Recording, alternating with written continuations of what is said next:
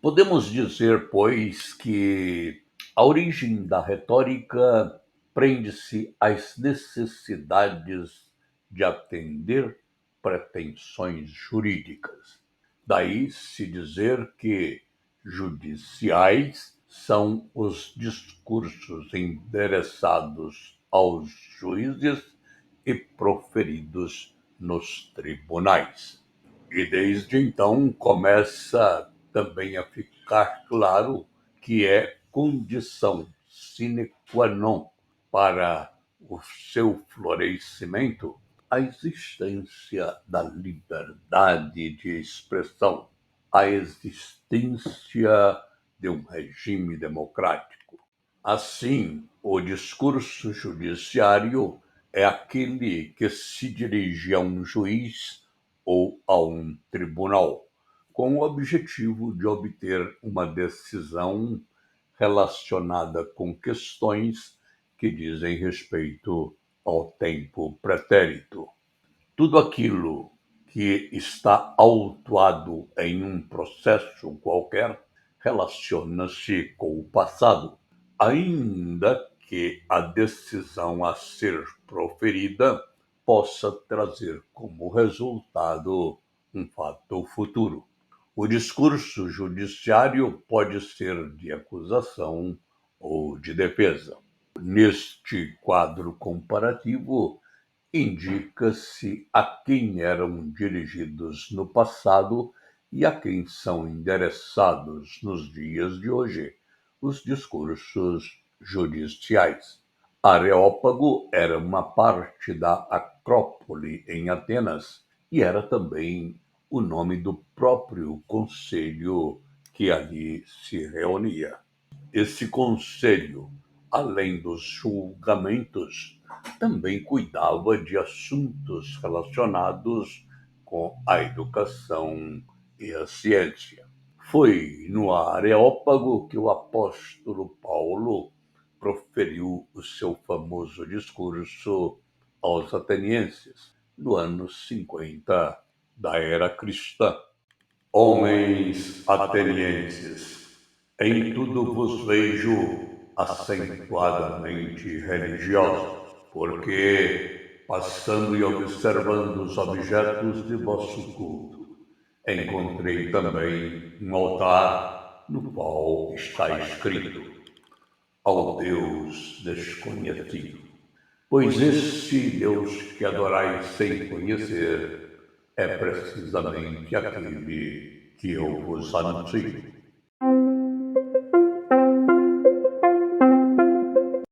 Na retórica contemporânea, são também discursos judiciários, os discursos dos advogados de defesa e acusação, as manifestações do Ministério Público, os sermões das autoridades religiosas, preconizando comportamentos a serem observados pelos fiéis, manifestos e cartas abertas denunciando ou inocentando pessoas, etc.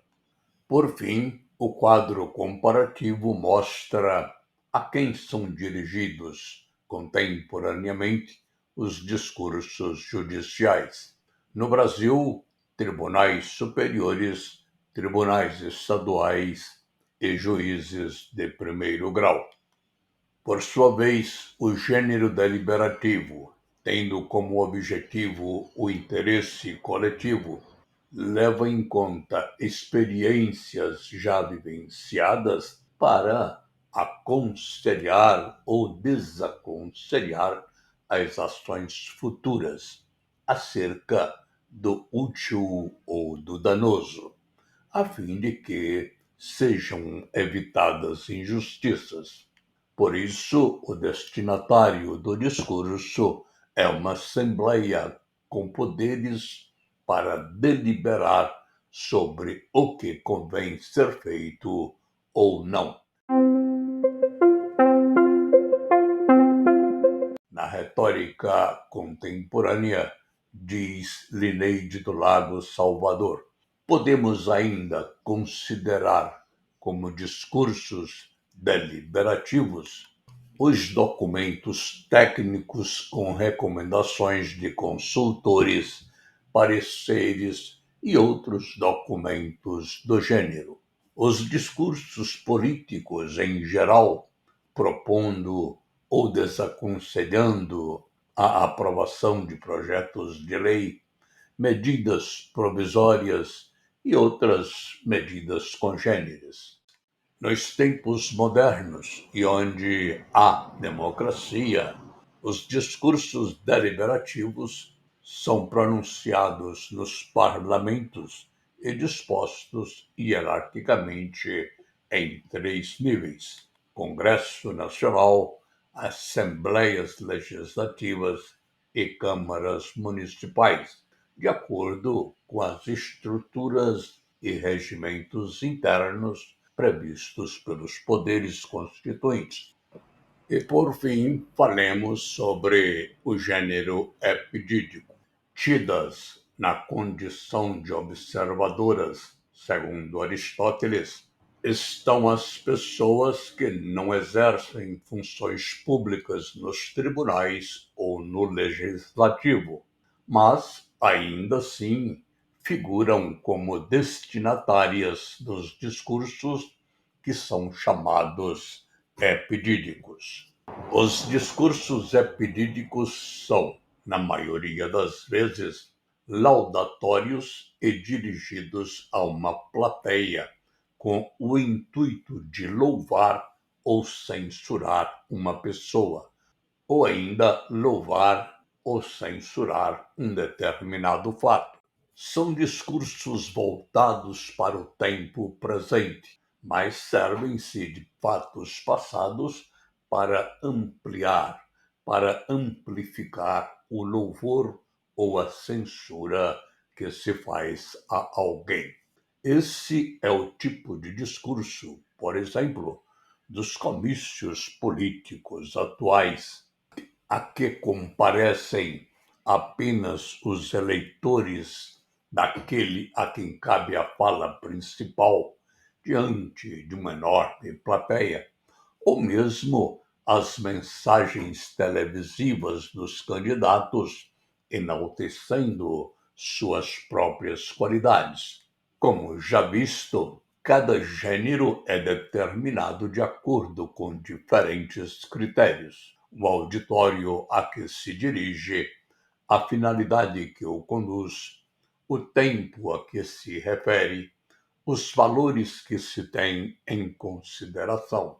Na retórica contemporânea, a teoria dos três gêneros pode parecer limitada diante do amplo campo da argumentação, como se a retórica somente dissesse respeito aos discursos pronunciados nos tribunais, no parlamento ou em homenagens laudatórias.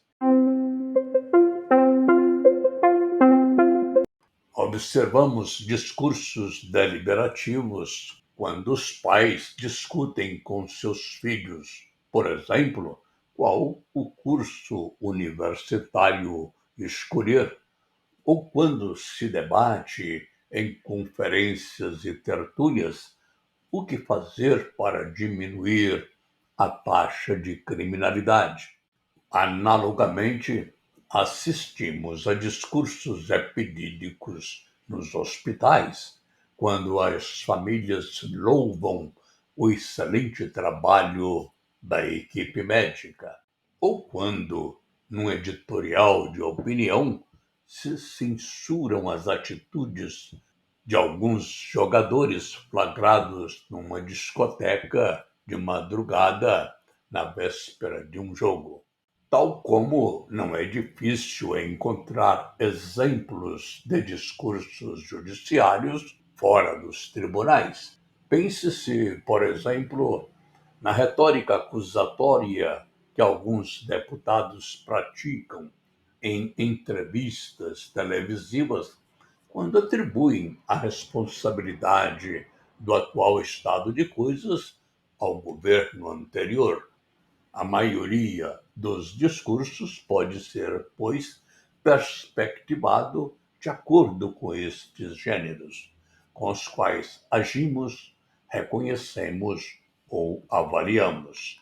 Para além dos exemplos dados por Samuel Mateus, contemporaneamente podemos considerar como gêneros retóricos epidídicos os seguintes tipos de discursos: discursos de entretenimento pronunciados pelos humoristas, discurso esportivo próprio das narrativas feita em esportes, discursos homiléticos proferidos em pregações religiosas que não imponham obrigações e deveres aos fiéis, discursos empresariais utilizados por executivos em suas reuniões, que podem também se revelar deliberativos quando se prestam a deliberar sobre algum assunto, discursos didáticos utilizados pelos professores, discursos militares praticados nas casernas, discursos jornalísticos próprios dos meios de comunicação, discursos artísticos característicos dos atores em filmes e telenovelas. E aqui damos por concluída a exposição que se fazia necessária sobre os gêneros discursivos.